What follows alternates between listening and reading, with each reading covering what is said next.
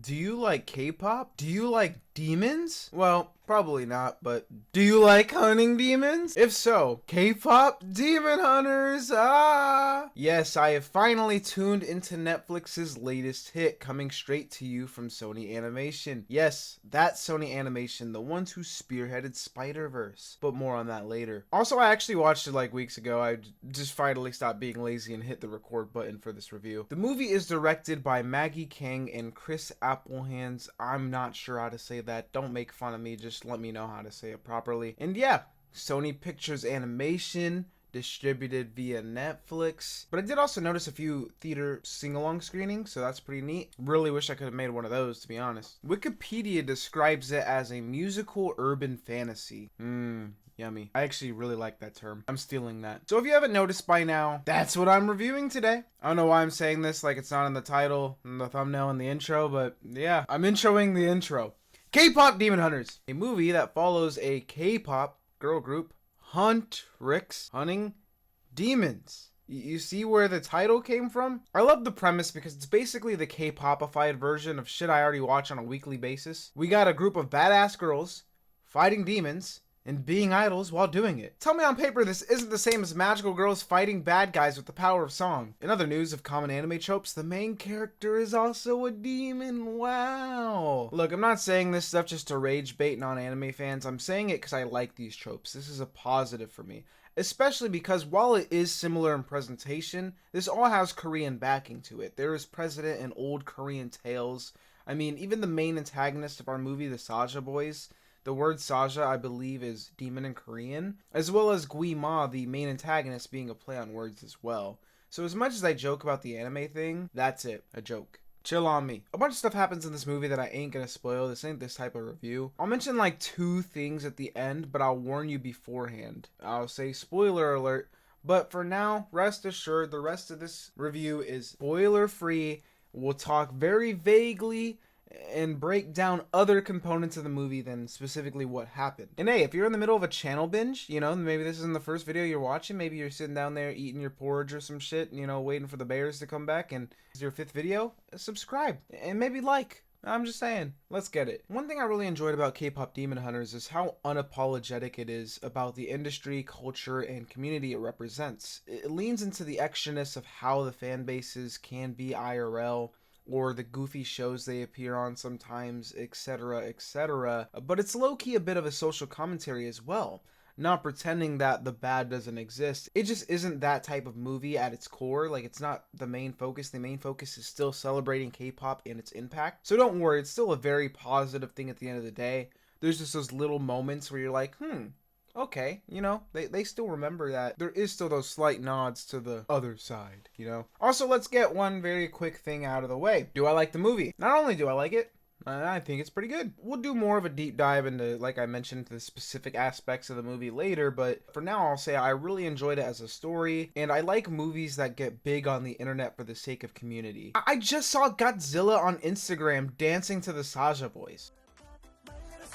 Don't get much better than that. On a thematic level, I really enjoyed what it explored, such as a look into how past regrets and trauma can affect one's self-image, and that obviously leading into an arc of self-acceptance. The demons aren't just there to symbolize bad guys. No, they are the darkness to the metaphorical light that the hunters provide, which is a big part of why our main character is both. For something all ages, this is a very easy way to explain this theme, this concept, by quite literally putting both sides onto the main character that we follow. That's why it's such a commonly remixed trope. I mean, I could also bring up that the film practically screams in your face that focusing too much on one thing without balance emotionally, physically, and mentally is bad, because this movie does have a nice handful of themes. There are secondary messages along with the main stuff, but I just wanted to bring up what kind of stood out to me the most on first thought. And all in all, is a movie that, while sure, is extremely simple in its approach and presentations, still has enough meat on its bones to find meaning on that deeper plane if you allow yourself yourself to engage with it on that scale of thinking rather than just treating it as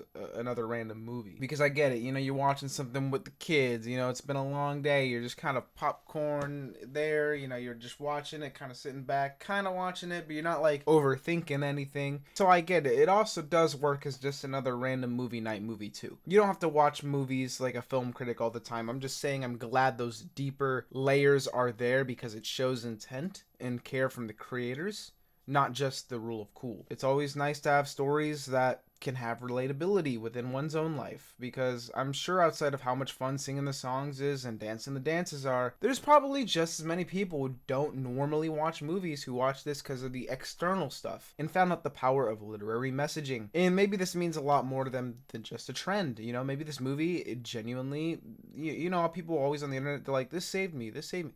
You know, maybe this has really helped someone. At least I like to think that this is what happens when movies blow up like this. I think film is one of the most exciting, powerful, and touching mediums. Whether you go back to the Great Depression, where it was famously used as an escape from the real world for a few hours, or today, where it is famously used as an escape from the real world for a few hours. But it's just that perfect length, that an hour and a half to 3 hours for the most part. You can just immerse yourself. No distractions. It's both just short enough to not be a burden on your time management, but just long enough to touch the soul. I'm kind of straying away from the topic here. Why I Love Cinema could be its own video as a whole. I'm just always happy when people get to experience it, no matter which form. And I bring it up here because, as I mentioned, this seems like a film that a lot of people that may not necessarily care about film as a whole would still watch because of how popular it is and because of the fan base that it caters to. So I'm really hoping that, at least in this case, they get just as much out of it as I did. You know? But back to what I was saying, you don't need to worry, you know, you don't need to do homework to watch this. You can just watch it and be good. You know, you can just chill. You don't have to write a fucking thesis after. I don't know. Let's just get back on topic. Oh, one thing I did write down is that even though this movie is clearly fiction, come on, bro.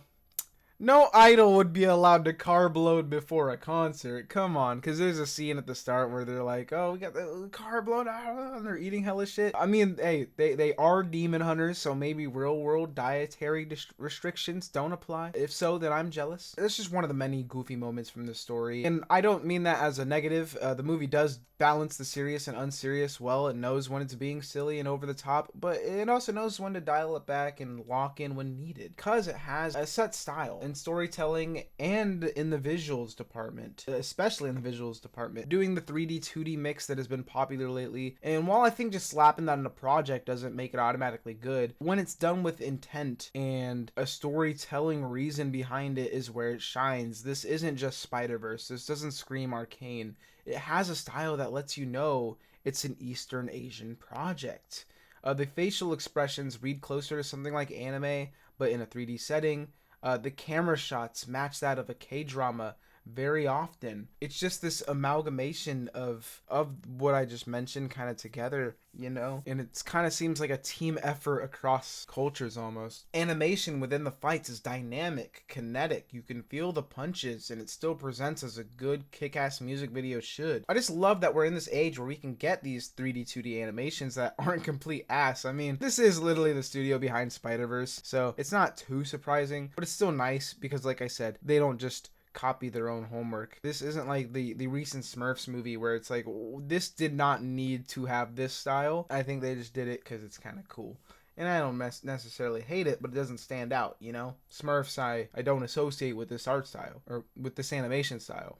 This movie, however, I will associate with its approach. I remember when I first watched it, it took a second, but literally a few minutes into the movie, you get used to the frame switching, or at least I did. Like, even now rewatching, like, it's fine. But I totally understand if it's rough on the eyes for some. I know, for example, my dad had some trouble watching Across the Spider-Verse, and it definitely benefited from a rewatch, you know? So I think in terms of how easy it is to watch visually, it's up to the person, but I think your eyes will adjust quite quickly. This isn't the first movie to have that, because I know that they mess with the frame rates and the different stuff, like I mentioned, frame switching, but like in specific moments or whatever. I don't remember exactly what it was for this. I was reading about it. But despite what a lot of people think, this isn't cutting corners for money. It's called a stylistic choice. Now, it is your right, your freedom to not like this choice, but it is messed up to spread misinformation when artists are putting so much time and effort into these animations. Because like I said, online I saw people just yabbering about stuff like cutting costs and, oh, this is lazy. Brother, I understand ignorance, but if you know you don't know what you're talking about, why are you talking about it, man? If you want to know more about the actual process, there are plenty of videos that go over the specific animation stuff. I'll link a couple of them below, because I just don't know.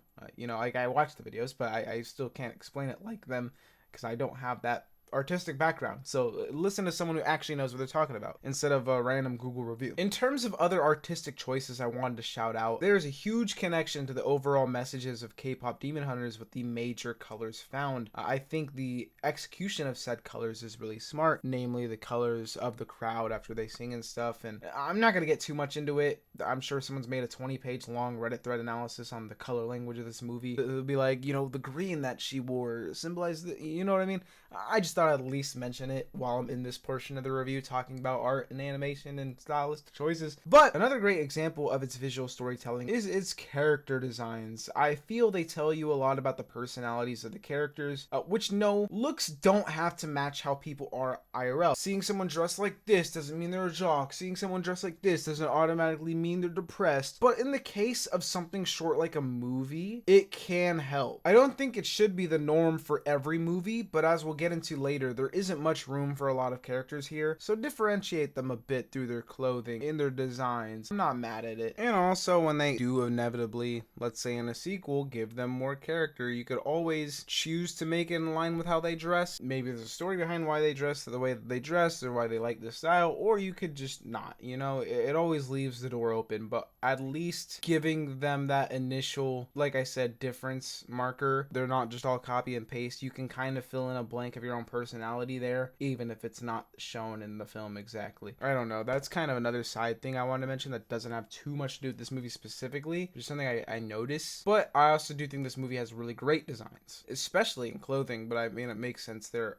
idols. Also, the songs slap. I like how they're used as well, like I mentioned in the big budget music video fighting scenes, and they're not just fight scenes to look cool. For example, the first fight in the movie is storytelling through the fight, and the fight choreography is just as good as the dance choreography. So yeah, the last thing to tie all the non-story stuff together that we've been talking about, we did visual, now let's talk about audio visual. Finally! The chains are broken. I can finally listen to the songs from this. I'm free! Not much else to say here. This review will end up being 30 minutes long. As much as I love the songs in this movie, after hearing your sister sing them 24 hours, 7 days a week for the last month, you kind of don't want to talk about them anymore. But yeah,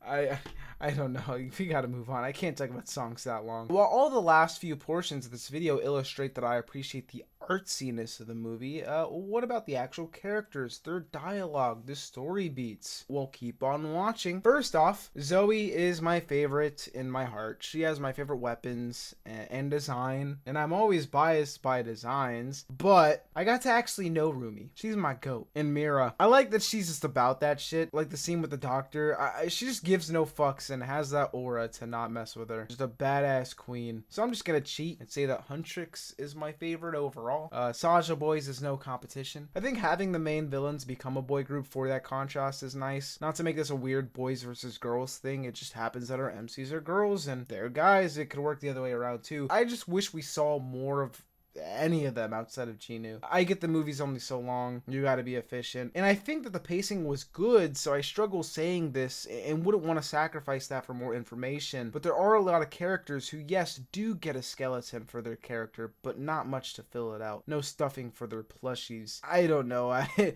had to make a metaphor because I think I already used the meat on bones one earlier in this video. However, I do get that this is a personal story between the two mains at the end of the day, so I'm not holding it against the film. Well, more specifically, it shifts its framing. It kind of starts out as a Hunchik story, but then it hones in on a story of these two wandering souls whose paths intertwine quite intrinsically. So it makes sense how it happened. But also, fuck, stuffing and the plushies. Why did I say that? That sounds gory as hell for some reason. I saw hella people online. Even my sister said this. It's like, it was supposed to be 3 hours at first, but I couldn't find an actual single real source for that. It's such a my dad works at Nintendo type of rumor. more. Don't get me wrong, I'm sure some stuff was cut, but I don't think there's a 3-hour Snyder cut here. And we don't even need to lie, bro. The movie's still good. Like, we don't need to cope like this. Also, they could, I'm not saying they did this because I don't know what their thoughts were on a sequel before the movie blew up. They could have also just deliberately saved stuff for a sequel story-wise. Or not, you know? I don't know. Because I think it was confirmed to be getting at least one. Now, is this the type of sequel that was planned with the first or planned after? I don't know, because one is better than the other. I'm gonna have to look into it myself, but I would like to explore a lot of things in a sequel, and think there's a lot of potential, not only as a movie, but once again, more commentaries. You could riff on how gens work in K-pop, get a new group in there, Still in the Thunder, or lean more into another idea that I won't mention to the spoiler section. You could also add a new member or something. Just stuff that parallels the real world is always going to be where my mind goes with this specific world, because that's the stuff that I enjoyed from this film the most. Like I said at the very start, it's a good flick to just kind of watch and sit back, but I personally have a lot of fun digging into this movie, you know, getting my fingernails in there. What do people say? Digging their heels into it? I don't know what the fuck the term is, but I like getting into this one. If you want to get really nutty, I saw on Reddit someone mentioning a world tour kind of idea, getting demons from different countries and mythoses, or whatever the word is, and world building. You know, that's a great idea. That's the type of shit I would jump onto plot wise. I don't think it's needed here. And I highly doubt they'll make the story go that big. I think they'll probably keep it within, like, Korea for the most part, maybe a couple other places, but the little story nerd in me is like, fuck yeah, let's do it. Let's do this crazy world building with 20 movies, 5 books, 13 comic books, a video game, and just explore all the different parts of the world. But yeah, I don't know. I think realistically, the best case scenario could very easily just be do the next 2 movies, one for the other 2 members. Maybe next one be Zoe, the last one be Mira, or the other way around. And there we go. They all 3 got their focus now. Yippee. I don't know. Not the point of this review. I still got more to yap about. Like this game we're gonna play. Who's my bias? We'll go from Huntrix, Zoe. Yes, Rumi's the better character. She's the main character. But look, bro, I'm an Idol fan. I don't give a fuck about any of that. I'm going off of who vibes the most with me. And Zoe's got the vibes for me. So we're going with Zoe. From Saja Boys, I don't know. Outside of Genu and Ab Guy, I guess, there isn't too much anything from them to grasp onto. So congrats, Genu. You win by default. Alright, last before we wrap it up, let's talk about voice acting. I watched it in English because it's the original language, ironically enough, but I've heard good things about the Korean dub, and for the sake of immersion in the culture that they're obviously borrowing from for their movie, I kind of do want to rewatch it in Korean. I know the songs stay in English, but hey man, like I said, for the sake of the culture it's inspired by, it could be kind of cool for a rewatch. And that's about it for that section. Good job, everybody. Overall, I do recommend this movie. It may not be everyone's cup of tea, but I know parents are always looking for things to put on and enjoy with the kids, and then regret when they won't stop singing the songs. Obviously, if you like Korean culture, I'm sure this might interest you a bit, or more specifically Korean music culture. I don't want to be that guy that's like, you know, people will kind of dumb down Japanese culture to just being anime when it's like, that's not the case. There's so much rich stuff to explore there, so I don't want to be that guy in this case. So specifically Korean music culture. But even if you're not into something like that, I don't know, maybe you're mostly into anime or something. Like, I'm an anime fan at heart. That's probably one of the biggest things I consume, and I find that because other Eastern works share similar elements, just more rooted in their own mythologies, cultures, and storytelling structures, that they are pretty easy to get into still, despite the differences you will come across. It's like how many fans of anime have gotten into dongwa or manhwa. And yes, this is a joint venture. It's in English, not 100% Korean or whatever, but you get what I mean. It clearly wouldn't exist without that foundation. So if you're into Eastern stuff already, even if it's not just Korean, I think this could be very cool for you. Even without that, I still think it's a fun movie, whether the references, the ins and outs are there, or if you're just simply watching it as a movie. I keep harping this down, like either way, it's not a bad time at all. And it looks really good, so if you're an animation nerd like me, it's worth a peep. Check it out, and if you're the type that would rather wait for the hype to die down first and then watch it, give it like 2 months and then watch it. But just get to it at some point. Put on your watch later on Netflix. I don't know. I actually go through my watch later. Do you guys? I don't know. But for now, subscribe and like. and comment who's your bias from this movie. That's all besides the spoiler section. Have you seen K-Pop Demon Hunters? Did you like it? Did you hate it? Do your eyes turn into popcorn from the sight of abs? No abs here, ladies. Sorry. And yeah, that's it for the main section of the video. If you haven't seen the movie, leave now. Spoiler section is here. Don't blame me if you see something you don't want to see. And as always, this section is not structured whatsoever. It's just random notes that I wrote down that I did not organize in any way, shape, or form. I'm literally just reading off a doc here. So I'll read what I wrote, the random yapping, and then I'll expand on what I think I was probably thinking at the time. Remember, I'm recording this late as shit. 90% of the script is from weeks ago, but let's get it. First thing here, I literally wrote, when she changed the lyrics, 52 minutes left. I must have been in the middle of the movie at the part where Rumi was looking at the lyrics, and I probably wrote that to remind myself where in the movie. Like, if you go to where it says 52 minutes left, yeah, that was really nifty, you know, that internal struggle. And I do really like how you can see it through the lyrics. There's actually a lot of things in the lyrics, like even in parts of the songs that weren't shown in the movie specifically, the songs associated with this movie will have lyrics that I think reflect the characters quite well. So I think on top of like the thing I was mentioning earlier with clothes, something like this you could easily take advantage of in some of the next movies, maybe even. And what's the word? Use it to kind of show character where maybe you couldn't in actual dialogue. Next thing I wrote is that I would have been cooked in this universe. And I know exactly what I mean by that. I would have fucking heard Saja Boys. I would have heard Soda Pop. I would have been fawning. Bam, boom, bada, bop, boom, pow. And oh, what the fuck? My soul is gone. Fuck. Oh, I wrote, and this is still facts, my favorite part of the movie, when they fucking use takedown against Rumi. Holy shit, bro. Oh my god. I was freaking the fuck out. The anxiety in that scene, the reveals in that scene, like that you're realizing, and oh my god, you just know everything's crumbling down. It's such a fucking great moment. Holy shit, what did I write next? Oh, I said, so I guess Jinyu didn't sacrifice himself for the fam, he sacrificed them for himself. Interesting flip on his head. And that is true. I really liked how they did that because I wasn't expecting that. I mean, it's not like the craziest fucking top 10 anime reveals of all time type of thing, but I genuinely wasn't expecting it from that type of movie, I guess. So I really like that. Ooh, this could actually be my real favorite scene. When Rumi was arguing with Celine and she was like, you know, so why can't you look at me or whatever she said. That shit was heartbreaking and that actually might be my favorite scene. It's probably the best scene in the movie, realistically, but I think my favorite moment is still takedown, because that just the flurry of fucking like what's going on. This part I actually did write down a little bit more than 2 words from. I said Saja Boy's song at the end could be a metaphor for escapism, running from your problems, and that is true. Like kind of wanting them to just look at them and put everything onto them, and in real life that can be a thing, you know. Maybe you get too deep into the rabbit hole, maybe, you know, sometimes fans can just put too much faith onto their idols. Like it's nothing bad to really like your idols, to even use them as comfort in trying times, but I don't even know how to put this properly, but sometimes you'll see it get to a point with some people where it's a bit too much and even self-destructive, to the point where they won't focus on other things in life. And I'm like, maybe this could be a metaphor from that, you know. It's like that whole escapism thing that I mentioned, but maybe it's not. Maybe it just happens to coincide with that if you looked into it like that, and that's your interpretation, because that was at least my interpretation. What else did I write? I wrote that I liked the closure from Jinyu via his sacrifice and then living on through Rumi. I don't know how they'll do that in like a sequel. Will they have him actually come back? Because his soul's still there, so, you know, are they gonna put him in like a Karano Kyokai puppet person thing?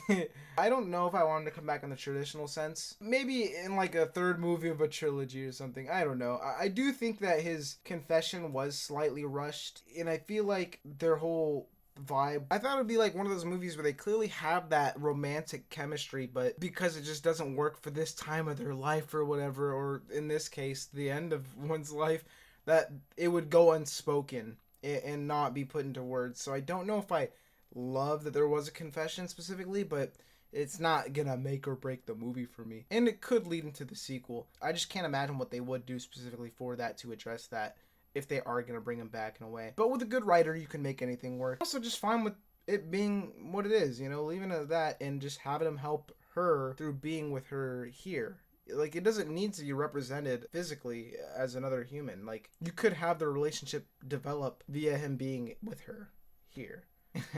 I wrote down lots of free Saja Boys merch for me to scoop up in the trash after this. And yeah, as much as I joke about it, because I would definitely be the guy fucking in the trash grabbing all that merch and keeping it for myself. Whether intentional or not, you could take that as like a reference to how in real life, how fast fans could switch up on groups. You know, the whole thing with fads, or like the debut was strong, but they didn't have a strong follow-up. This group's popping more right now. One thing I love about K-pop is how strong the fans are for their groups. They love their groups. They don't be switching up, but there are some people who do be switching up. For me, I just like good music. You know, if they drop good music, I'm here, right? And if you drop a bad album, I'm still here for the next one because I've seen you make good ones before. But I know some people are not like that. So I'm like, is this I don't know. Last thing that I wrote two more things. One goofy, one not. I said respect for the troll sometimes.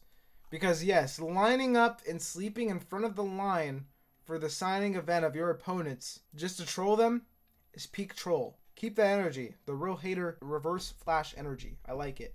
Last thing I wrote that I actually mentioned earlier is Celine as the villain of the second film. I think I saw this one on Reddit, and I was like, that could be interesting. And even if she's not a villain, that whole plot point isn't necessarily resolved. So she doesn't have to be a villain, but we gotta get some good-ass scenes from her in a sequel. This is all I wrote. I guess I didn't write as much as I thought. There's a lot more we can talk about in this movie, but I've already yapped for quite a bit. My review is out after every other review ever. So, you know, this is probably your 200th review of this you've watched, and you probably don't care, and you're like, Eddie, you're covering things I already know. So, I'm gonna leave y'all alone. I'm gonna go eat breakfast. My voice is cracking. And, yeah, have a wonderful day. Please subscribe if you're new. I don't know what my next review is gonna be, but there are a lot of anime ending soon, so probably expect a lot of anime reviews. But I'll also be doing, like, movies and stuff, and TV shows, and comics, and other things. So, yeah. Peace.